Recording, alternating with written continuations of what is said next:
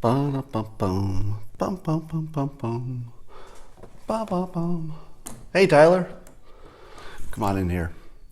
The rest of you, grab your beverages, because it's time for Coffee with Scott Adams. I'm not going to say it's the best moment of your day, but it probably is. And so, grab your cup, your mug, your glass, your container, your stein, and lift it to your lips. It's time for the simultaneous sip.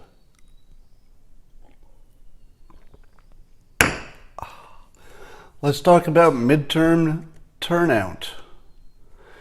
So we're seeing early indications that the turnout on both sides could be massive.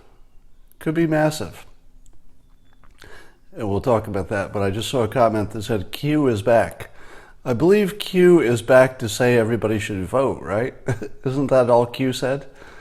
So I'm not sure Q is back, if you know what I mean. Anyway, let's talk about the voter turnout. On CNN, there's an optimistic, from their point of view, article in which they say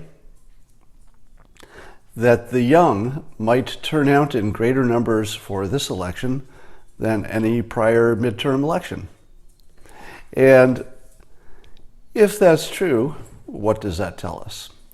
Now, number one, I don't know what it means for the young to turn out in greater numbers, because their turnout is actually kind of bad. Their turnout is bad among the young. But I wanted to make this point that I've said before, but it makes sense when you're looking at the midterms. If your party is the party that attracts the most young people, and that would be true of the Democrats, so the Democrats attract the most young people, should you be proud of that? Seriously. I'm the only person I've ever heard say what I'm going to say, and you know it's true when you hear it. Young people are the dumbest voters. And I say that with love, because obviously I was once a young person. Most of you either are young people or have been young people. So I have nothing against the young. I don't mean this to be an insult. It's absolutely not an insult. Every one of us has gained experience by living. And here are some of the main differences that I think are worth pointing out between the young and the not so young. At my age, I have the perspective of having experienced something like real news. Think about it. Imagine if you were so young, let's say, I don't know how young that would be, in your 20s, let's say, and you had never been alive during an era of real news. You've never even seen it. You don't even know what it is. Imagine that. Like, that's actually a thing. In my lifetime, the early news reporters, it seemed to me, reported the same news. And you were just competing to see who had the best production, the best, most charismatic presenter of the news. But it was the same news. The news was the news. It was a reflection of what happened, and they talked about it. But today, there's nothing like that. Now there's only bias disguised as news. There's opinion disguised as news. And as I've described, there's a reason for that. The business model changed as soon as we could measure, as some of you say, measure, as soon as we could measure all of the variables. When there was a story, a certain treatment of a story, and you could measure, did this one get more clicks or more viewers than the last one? The moment we could measure it, the business model just completely changed to focus on what got the most clicks, which tended not to be the truth.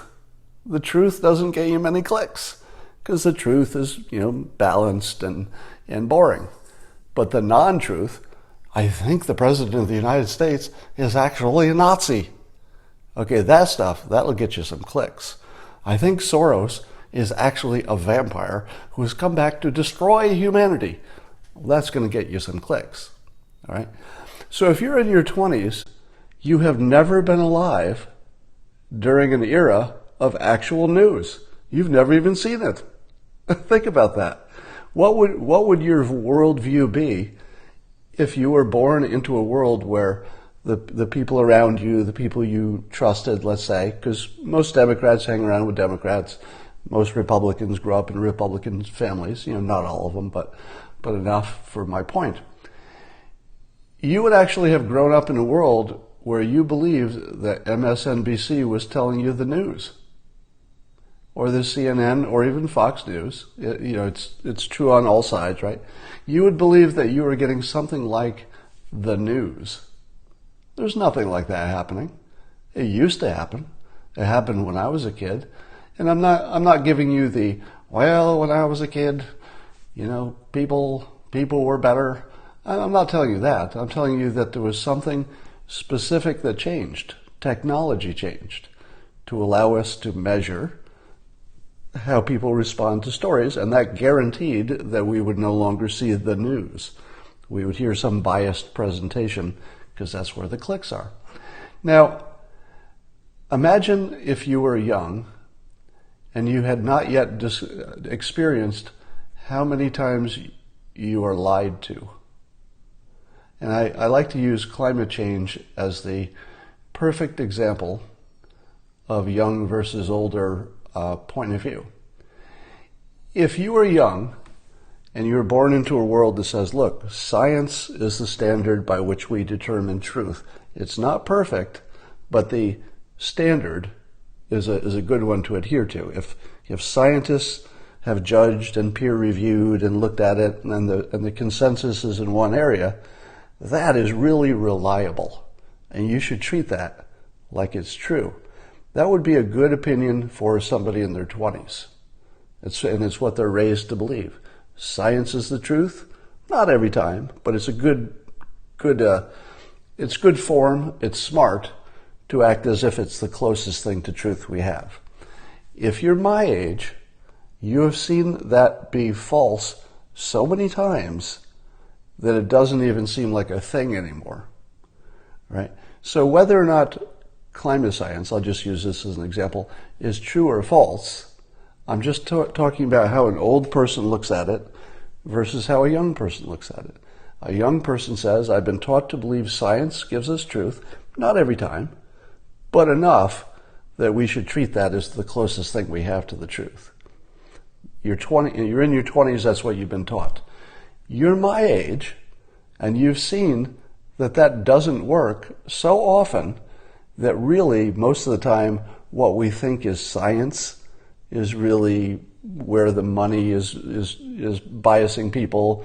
We've seen that science can be sure and then change its mind and be wrong. We've seen scams. We've seen the food pyramid. We've seen peak oil. We've seen the year 2000 bug.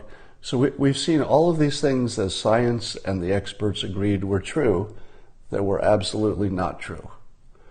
So here's my perspective. When I look at climate science, I say to myself, it is important that the scientists seem to be in one side. That does count. That means something, right? You should not ignore that. But I'm also bothered by the fact that the way climate science is presented to the public looks exactly like how scams are presented. If you're young, you don't know that. It's actually just something you don't know. You haven't seen a lot of scams. You just haven't seen them yet. You will. Oh, you will. If you're in your 20s, you got a lot of scamming in front of you. You're going to be fooled a lot of times. You just don't know it yet. You don't know how often it'll happen anyway. So when I'm looking at climate science, I'm absolutely giving a lot of weight to the fact that the scientists seem to be lining up on one side. That matters. I'm going to give that a lot of weight. But I'm not going to ignore the fact that the way they're presenting it to me is very suspiciously exactly like scams are presented. I've described why it looks like a scam in the past, and it really is. There's a famous scam where you pretend that you can predict the stock market because you send lots of, let's say, lots of emails to lots of people and you pick different stocks. Well, some of them are going to be true, just like some climate models are going to be true. And then you say just to those people that got the right one, hey, look, I got that last one right. Maybe I'll get this next one right too. So getting back to the original point, the midterms look like they're going to be really high turnout, and there may be extra high turnout among the young on the Democratic side. What does it tell you that there's extra high turnout among the young on one side? It's not the smart voters. And again, I'm not insulting the young. I'm just saying that all young people gain experience and context simply by being around longer. So I wouldn't be bragging about getting all the young voters. That's not necessarily a good sign. Who reported that? CNN was reporting that the young were voting. They believe they'll be voting in higher numbers because they're all worked up about Trump. In other words, they have Trump derangement syndrome. I saw today that the president is framing Republicans as the nice party. So he's framing the Democrats as the angry mob of irrational fools, while framing Republicans as the nice people. And I kind of like that. But what I like better is, and I'm going to start reminding you of this between now and the midterms, keep in mind that you don't want to punch down, and keep in mind that if you've got a gun and the other person doesn't, you can't act like peers. Keep in mind that if you are a trained, let's say a trained professional MMA fighter, it's not fair to get into a bar fight with somebody who's never been trained. So keep in mind there may be a tremendous power imbalance that you should be mindful of after the midterm election is over. Because if Republicans get angry, no matter which way it goes, all right, whether Republicans hold Congress or don't, no matter which way it goes, Republicans still have the guns, they still have the president, they still have the Supreme Court, they still have the power, far more power than the Democrats will have. And I would caution you to not get angry and to not rub it in their faces if you end up winning. If it's a surprise result and Republicans do better than anybody expected, don't rub it in. Don't be dancing in the street too much. You can enjoy it at home, but don't make it worse. It would be real easy for violence to break out. Now, let me give you a compliment. Let me give you a compliment. And when I say you, I mean most of the people watching this are probably Trump supporters because of the content that I present. It attracts those viewers. And you're probably a pretty good proxy for Republicans and conservatives in general. That's my guess. I'm going to compliment you because you've watched a whole lot of violence and bad behavior by the losing team, the people who did not win the presidential election. And for the most part, there's some crazy people that just have to be judged as crazy. I'm not talking about the synagogue shooter, he was mentally ill. I'm not talking about the mail bomber, he's mentally ill. But I'm talking about Republicans and conservatives, I'm going to say have been really well behaved. In other words, I would say on average, not counting the crazy people and not counting the trolls online that have bad behavior everywhere on both sides, but in general, in the real world, in the physical world, Republicans have been very, very restrained, all right, relative to what it could be, all right? You still would you still want to keep the temperature a little bit lower. I think we all agree temperature is starting to get a little high. But that temperature is being kept as low as it is entirely by one side. One side is trying to raise the temperature. It's the side that's on the losing side at the moment, the Democrats. The Republicans, on the whole, I'm talking not about the crazy ones, but on the whole, have been the side that's keeping the temperature low. They're not taking out their guns. They're not starting fights. They're not punching down as much as they could be. I'm not talking about social media. Social media is its own evil animal. It's sort of the jungle in there.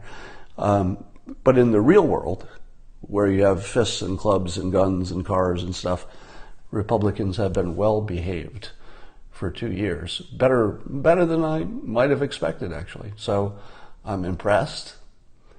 And I think it would be terrific if Republicans could take that same attitude, win or lose. Win or lose. Wouldn't it be nice if Republicans maintained the respectable approach to our system and the Constitution and the country and our fellow citizens that has been maintained so far? So I'll make my appeal to niceness, amplifying what the president's saying, that you've been nice so far relative to what you could have been, right? You could be a lot nicer. We could all be nicer. I put myself in that category. We could all be nicer. All right. I'm going to end a little bit early on that note. So I'll reiterate that if you're planning to tweet an American flag, Sunday is the time to do it in numbers. If you go too early, it's going to start, people will get used to it. You don't want people to get too accustomed to see tweets of flags until it gets closer to the actual election. That's when you want to start peaking energy. All right, so peak the energy starting Sunday. And don't put any words with your flags. I know you're all going to want to. You're going to want to say, go vote. You're going to want to say, do something for the country. It will be less effective if you add words. I guarantee it. Whatever words you think to add, don't do it. Because as soon as you add the words, you're a partisan. If you show the flag without the words, that's not partisan, or it shouldn't be. It shouldn't be in this country. And the science behind it is that people who have been exposed to the American flag are more likely to vote Republican if that's the outcome that you want. People have been accusing me lately of, what's the word they use? Supporting? I guess campaigning for or supporting the president. Let me be as clear as I can. I always support the sitting president. Doesn't matter what party. I'm generally supportive, not every policy, because I've got my policy differences with every president, but I'm generally supportive of the sitting president. And so there's that. Secondly, I'm not pretending to be unbiased about President Trump. I've met him. I liked him. So it's hard to be biased about somebody that you've met in person and you had a very positive response to him. He was very nice to me. So I'm not going to pretend I'm unbiased about him personally, because I like him personally. I have, it's just weird that I've actually met him. So there's that. But I will continue to say where I disagree. That's as close as I can get to anything like a lack of bias. I'm always going to say his technique is strong because it's been insanely strong and insanely effective, and I think the rest of the world is catching up to the fact that what he does works. So that much I think we all agree on, or we're coming to the point where we agree, because you can't argue against the fact that he became president. You can't argue against the fact that he got stuff done, he got people in the Supreme Court, etc. But here are the areas I disagree, just to put them on record. I think healthcare, Republicans should do a lot more. I'm disappointed. Now, a lot of that is Congress. It's not just the president, but he's the boss. The boss takes responsibility, even if it is the underling's fault. Immigration should be a lot better. I think environmental stuff, I got a real big question mark. I read some scary things about rules that have been relaxed under this administration. I'm not in a position where I can judge whether those rules should have been relaxed or not. I don't know how to judge that, but I got a big question mark. So I would say I'm not delighted about environmental stuff, but I don't have all the information. Most of you don't as well. I'm not happy about race relations under this administration. I disagree on Confederate statues. I think they're just decorations and they're offensive to enough people in this country that we should be kind to our teammates, and it doesn't matter that you disagree. It's offensive to enough people that we should just treat that as the fact and act on it to be nice people. And so there are other things which I have minor disagreements about. But as long as I'm open about where I disagree, I feel like I can be a credible person by saying what he does well, the president. And persuasion, he does very effectively. I need to go right now, get some other stuff done. That's all for today, and I will talk to you later.